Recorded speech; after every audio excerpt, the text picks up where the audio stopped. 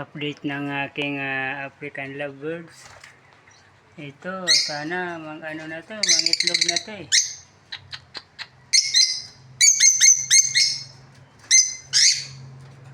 Diyan, may itlog na naman dyan mga ka-lovebirds. Yung ano dyan.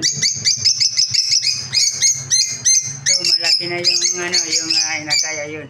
Yung lumipad na yun. Ganda ng kulay niya eh.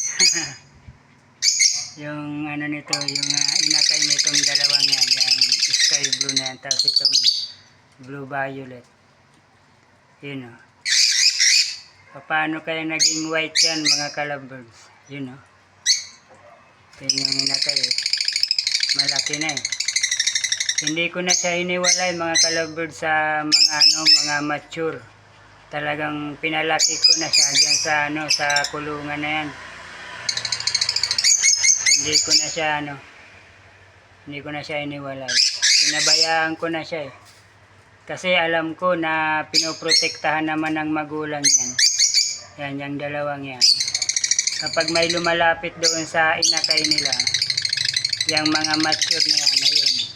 Kapag lumalapit dyan, kinakampihan agad nitong dalawang parents niya. Yan, nilalapitan agad. Para hindi awayin yung inakay niya.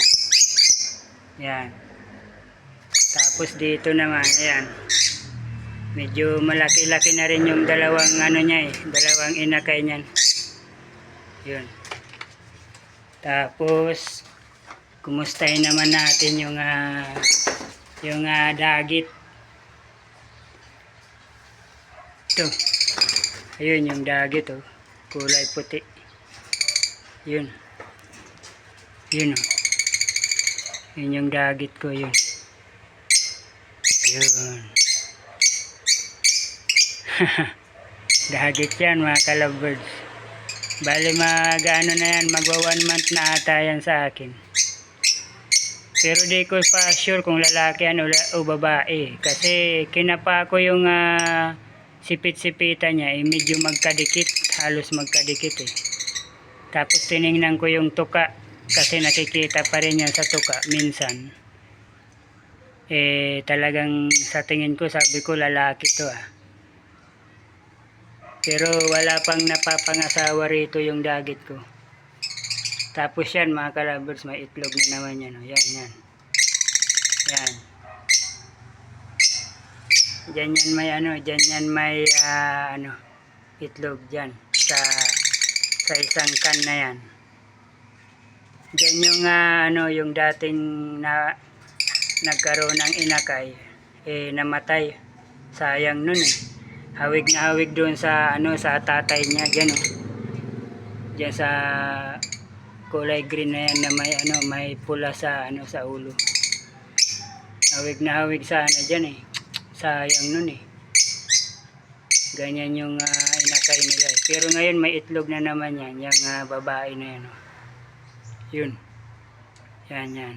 Yung babae na yan. Asawa niyan, may itlog na naman. Yan, yun yung update ng aking African lovebirds. Yan, may mga kangkong na yan, mga ka-lovebirds. Oh. Yan, sagana sila sa patuka. Ayun. Yan, tapos yan, may kangkong na rin yan. Pero kangkong ang pinipili ko kaysa sa malunggay. Kasi dito may malunggay dyan sa amin. Yan. Ayun, may malunggay pa dun. Yun, may malunggay pa dyan. Pero pinipili ko na lang yung kangkong o kaya yung dahon ng tawag dito, dahon ng ugbos kamuti ba yun? Sa Bicol, ugbos kamuti. Yung dahon na yun, parang kangkong na rin kasi yun eh.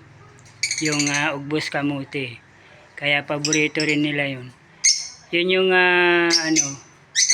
pinili ko kasi pag kasi tawag dito dahon ng malunggay medyo makalat siya sa kulungan.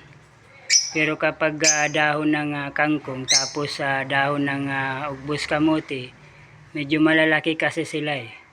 Kaya yun, hindi masyadong maano sa kulungan. Kaya ano, pero mas maganda raw yung ano yung dahon ng tawag dito, malunggay kasi mas mas masustansya mga kalabirds. Mas masustansya. Ayun yung dagit ko, napakaganda. Ayun. Ayun oh, kulay puti oh. Yun yung update ng aking African lovebirds. Maraming salamat.